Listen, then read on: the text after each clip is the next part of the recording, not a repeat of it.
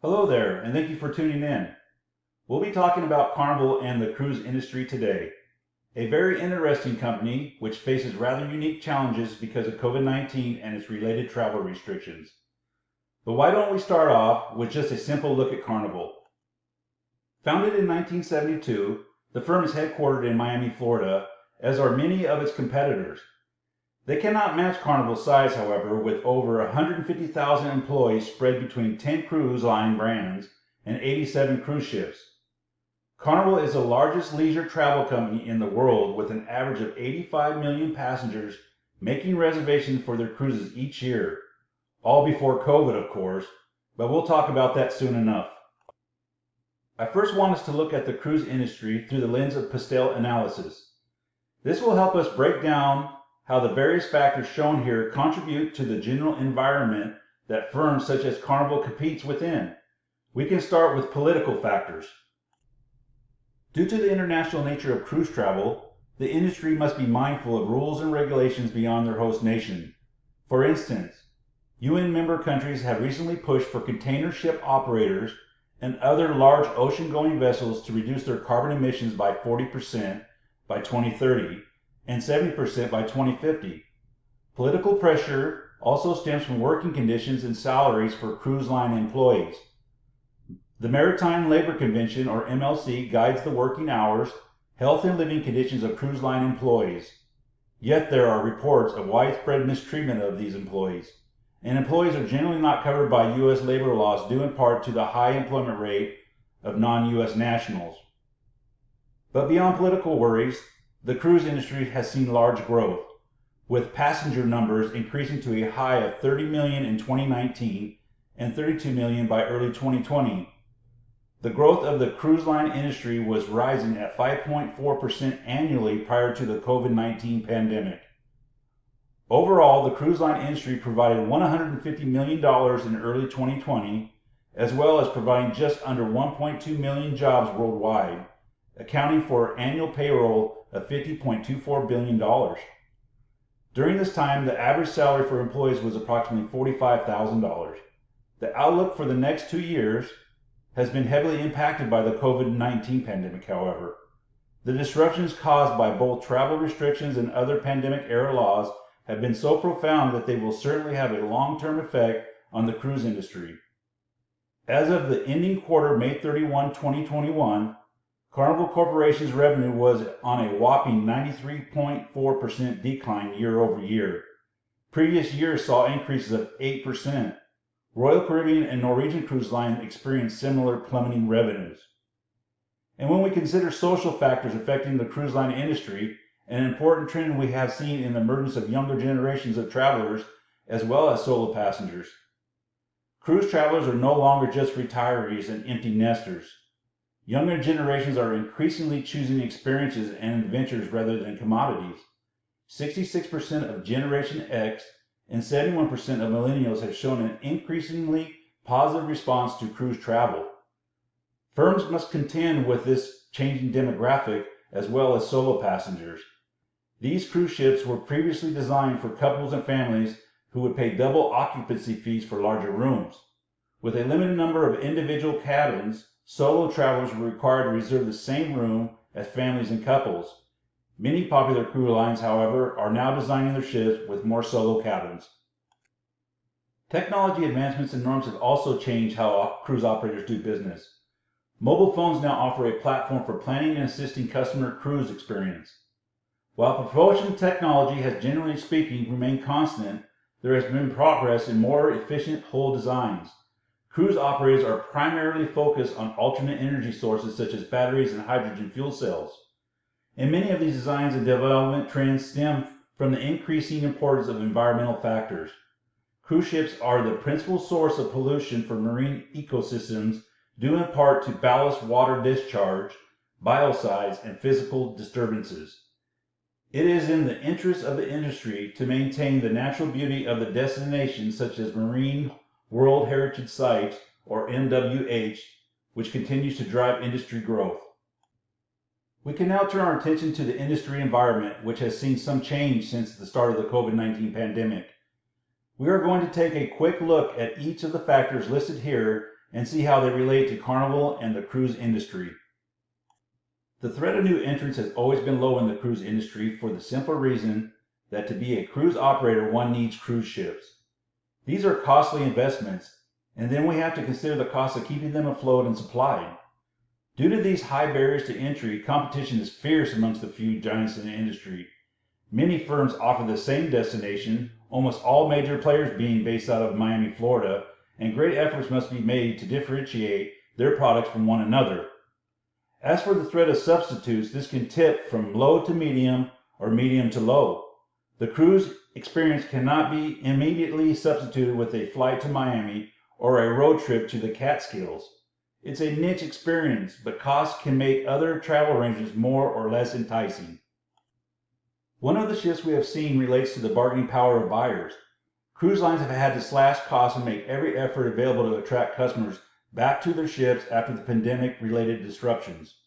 Conversely, because of the economic disruptions brought about by COVID, the bargaining power of suppliers has become very low. These firms are dependent on cruise operators such as Carnival to generate revenue. You can think of each cruise as a floating city and requires a lot of Coca-Cola and chicken wings to keep them afloat. Carnival's top three competitors are Royal Caribbean Group with 23.6% market share, Norwegian Cruise Line 9.5% market share, and TUI Group with 2.4% market share.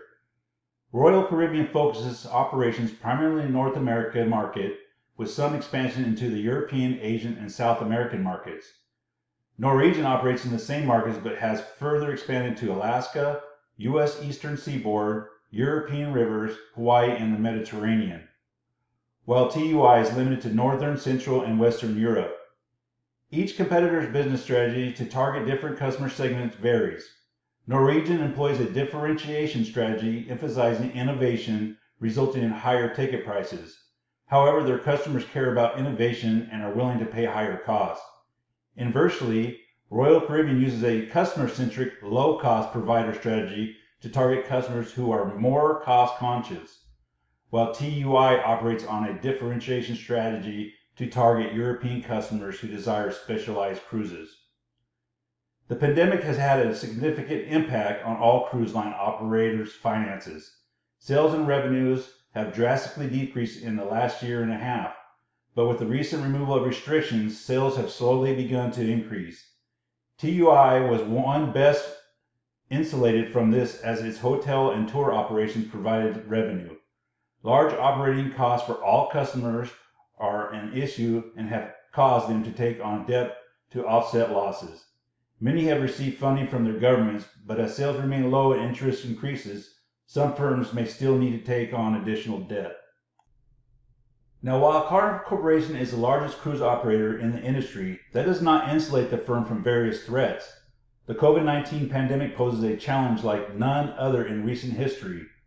However, the effects are expected to be temporary and therefore does not warrant further discussion here. And while increasing levels of debt too poses a threat, we are going to focus our attention on the deteriorating customer perception of Carnival's environmental impact. The perception of environmental impact covers many facets. With more growth in the younger environmental conscious target market, this becomes even more important. Fossil fuel emissions of ships is on everyone's radar given the extreme weather experienced in recent years. Other factors include the dumping of plastic waste and ballast water discharge, which can result in the spread of invasive species. There is an almost irony to cruise ships causing harm to the very sites that customers want to see, and that doesn't drive growth. Numerous environmental lawsuits have been filed against Carnival, and this negative public perception can not only reduce reservation, but also fuel new government regulation. To rise up to the challenge of deteriorating public perception, we explored three recommendations: entering partnerships with environmental organizations, developing greener practices and technologies, and focusing on younger demographics. We recommend Carnival partner with organizations such as Ocean Conservancy that focuses on maritime protection to preserve extraordinary places, ocean wildlife, and communities across the world, or Project Aware, which develops educational diving excursions to help people understand environmental threats. Partnerships with environmental organizations could add to the firm's expertise in properly addressing the environment adding credibility to their efforts, and adding educational excursions to cruises. Developing greener practices and technology first includes continual investment, since quite simply these greener technologies have yet to be conceived. There is promising research, however, in the air lubrication of ship hulls to reduce drag, liquefied natural gas to reduce emissions, and electrical driven ships. In addition to technology, we recommend practices such as reducing one-time use items and tightening controls on waste disposal. These recommendations can reduce the firm's carbon footprint and reduce waste. But to successfully increase its customer base, Carnival must focus its marketing efforts on the environmentally conscious younger generation. As Carnival takes concrete steps towards environmental sustainability, it must also make sure to promote these efforts in a manner that speaks to younger people. Additionally, Carnival should include other features that also speak to younger people, such as roller coasters and sleek new ships. As Carnival implements these recommendations, the firm can monitor its success through customer surveys, measuring the growth of key demographics, and measuring the number of cruise reservations. Carnival will have to partner with market firms to survey populations at quarterly intervals on its environmental impact and its current efforts regarding environmental sustainability. Data collected from these surveys will give Carnival insight on how the market views their environmental impact, and its strategies are producing the desired trends in customer perception. Demographic information can be collected as background information while customers make reservations for their cruises. Social media customer engagement metrics such as audience growth rate, post reach, social share of voice, and virality rates can be measured in conjunction to assess the effect of social media posts on the demographic characters of Carnival's customer base. Measuring the number of reservations is a very simple task. But beyond these success factors, Carnival must be aware of several situations which could impede the success of these initiatives. These include distrust towards corporations, the emergence of lawsuits, and lastly, the failure to properly reach customers. Customer trust in corporations has reached historic lows in recent years. Favorably, customer perceptions will be challenged if customers remain distrustful of corporate entities. The sincerity of Carnival's environmental commitments may also be weakened by various lawsuits related to legal dumping of waste and other such practices. If Carnival is subject to further lawsuits related to its maritime conduct, the proceedings will undermine their green initiatives and negatively affect customer perception. And of paramount importance is that Carnival successfully conveys its successes and green practices. If the firm is unable to reach customers with news of its various green technology and partnerships, customer perception will remain the same. Younger demographics consume their news primarily through smartphones and through social media, presenting a challenge for Carnival to reach them about their successes.